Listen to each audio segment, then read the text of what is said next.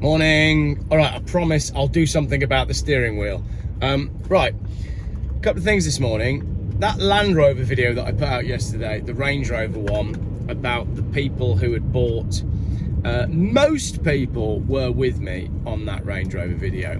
However, there were some comments saying, Jeff, you're being too mean and people should be free to buy what cars they want. So, let's play a game. You know, car manufacturers have these like online car builders where you can go look at shopping for a new car and you can spec up the car exactly how you want it. That's what I want you to do. There is a link in the pinned comment on this video to go to a Google form where you can submit your brand new car. I want to see what brand new car all my followers would actually buy. No budget. You can spend as much as you want. I'm not actually buying these cars for you. I just want to see, and I think it's fun. Every now and then, you should go on a manufacturer website and go, oh, what's in the range? What colour would it have? What wheels would I have? How much would the price come out at? So let's do that. And then I'll make a video about all the cars that you like. And it'll just be interesting to see what comes out in the wash when we try and do that. And I'll try and do it as well. So the rules are, it has to be brand new and you need seats for 2 kids. Sorry for those of you who are retired or don't have children yet. In the case in point in the article that we were looking at, we were talking about kids and cars that can do snow and all that sort of stuff. Don't worry about the snow side of things. Just go on all of the manufacturer websites and spec up a sensible car that has space enough to be your main family car. All right, I want to see what you all come out with, and spec it up. Choose the colour of the wheels and all your options, and then tell me how expensive it is, because then we can have a chat about just how, because I suspect that these cars are all going to come out wildly expensive. I think if you're a car guy, to get a brand new car that you actually want, I think we're all going to be surprised at how much money you actually have to spend. So let's do that, and then I will make a video, because I also want to look at the price of these cars, these sensible family cars, and the fuel economy, because then I've absolutely got some stuff to say about that. So we're going to do that. We're all, today or tomorrow, going to go shopping for a brand new car, and I'll put a form on there as well. There'll be a photo upload section. So if you want, take a screenshot of the car that you end up with when you've been on the builder thing as to what yours actually looks like. And then I could drop those in the video too. And I can see if we're all boring and we all go for the same thing or the same colour or the same specification. I think that'll be interesting. We got 100,000 subscribers. I'd just be really curious to see if we all pick the same stuff, because there's a lot of brand new cars that you can choose from, and I haven't set a budget limit. So if you decide that actually a Range Rover is the car for you and you need 160, 180,000 pound SUV, put it in the form, and we'll see how many people actually go for that. Maybe you'll go for and Tesla. One going past me right now. Anyway, speaking of Teslas, I'm on my way to go and see the Mac Master. He's coming down in his Taycan. We were going to go for coffee in Worcester and then go go-karting, but there's 2 things to say on that. One, this morning, Worcester is absolutely knackered by roadworks. We had to go a total rat run to get the kids to school because all the roads were completely blocked by traffic. Worcester's one of these places where there's only so many bridges where you can cross the river. So any traffic near any of those bridges knackers the whole town. So I'm glad we're not meeting in Worcester. We're actually meeting over in Stourbridge. And yeah, I guess Lee's gonna have to charge his car when we get there. As you know from my video yesterday, I put in £50 worth of diesel.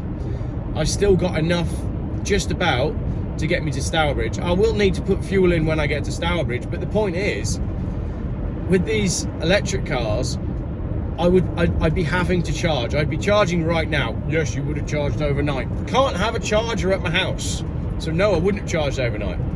And then yesterday, when I was down in High Wycombe, I was thinking, actually, this is quite an expensive car to run. And it is. So I put £50, I think I put £45 worth of diesel in yesterday. I'll have to check the receipt. And I will have ended up doing just under 300 miles. So that's thirsty by most car standards. And I was thinking, would it have been cheaper to do my run from Worcester to High Wycombe yesterday in a Tesla? But because of the range that I experienced with the Tesla that I had, I still would have had to charge at a public charger, either in High Wycombe or somewhere on the way back. So I don't think I would have been any better off, notwithstanding the fact that this car was £1,000 and the down payment, the cheapest down payment that I could work out on a Tesla was £6,000. Then you've got the monthly payments on top. So that's when you start to do these bangonomics where you say, hang on a minute, I might be able to charge that modern car at home for 8 quid, 14 quid, 20 quid, whatever it is. It's going up, whatever it is. But when you add in the down payment and the monthly lease and the balloon payment at the end, it's still cheaper for me to drive a car that is more expensive to run. And that's bangonomics for you. So yeah, I'm looking forward to seeing what all of your takes are when you buy a brand new car. I've got a few things in my head for what I'm going to go for, but nothing certain. Like, nothing springs to mind. I am going to have to spend a little bit of time doing some research. And as I said, I think the interesting thing is going to be the prices. Today I'm going to sit down with Lee and talk about depreciation, because he's had some recent valuations done on his Porsche, and I have sold my 3 Series that I used for the John O'Groats challenge. So it's going to be interesting to have a look at who lost the most money between John O'Groats challenge and now. That's going to be good. Donington Park tomorrow, as I said, on the track day. And right, last thing, what did you think of the format of those 3 videos yesterday? So I drove down to High Wycombe. I spent half an hour filming 3 10-minute videos that were unedited, read out from my computer from my script. Normally I would edit all the screenshots and everything in and give you everything that you need to know on the screen. But the advantage of doing it that way is I was able to cover 3 subjects that had been languishing in my inbox that needed resolving. Now, if you guys are happy with those you guys and girls, you viewers are happy with those sort of videos, I can cover a lot more content a lot faster, and I can get through my email. I don't think I'll ever get through my email inbox, but I can make a bigger dent in my email inbox and all the subjects that everybody wants me to address. There'll still be the longer, more investigative videos, but I quite like the idea of just banging the subjects out, because the EV mis-selling one, for example, I sat on that for a month because I hadn't got around to filming it, and 50,000 people watched it yesterday, and I had 8 emails overnight from people that want to tell me more about what's going on with Motability. So for me, it was more important that that video went up in any format to open the subject up to other people. So I didn't see any comments from anyone saying, oh Jeff, these videos are lazy, you haven't edited them like you normally do. I didn't see any of that. I think it's maybe just me being a bit paranoid, but let me know what you think. As I said, thoroughly enjoyed the Doc Malik podcast yesterday. I'm a little bit apprehensive about listening to it back, because I said in my video last night that I did open up, and yeah, there's a lot of stuff on there that, I mean, you might learn stuff about me that you didn't know, if you can be bothered to listen to a 3-hour-long podcast. But yeah, that's definitely going to be an interesting listen. Right, I think that's it from me for this morning. I am hoping to film another video for... I always say it's going to be a short video, and then I just start, don't I? I was going to film a video yesterday. I was at like an exotic car dealership. It's full of Ferraris and Lamborghinis.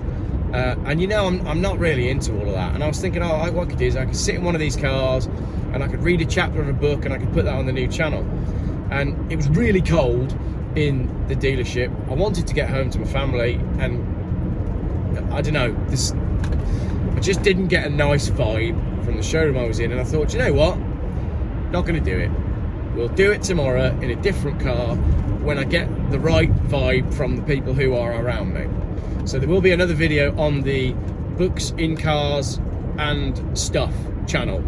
So search for that, Books in Cars and Stuff, and I'll put another video on there later today. It's going to be chapter 2 of Cosmic Banditos, because it's nice, easy content, and it's been a pretty heavy couple of days with some of the subjects that I've been dealing with, and yesterday's podcast was pretty draining. We went through everything. So I'm just having a couple of fun days now, really. Go-karting with the Mac. We're going to do some food reviews for his channel. And then tomorrow, Donington Park with 2 broken cars. Which one will make it to the end? We will find out tomorrow night. Have a good day.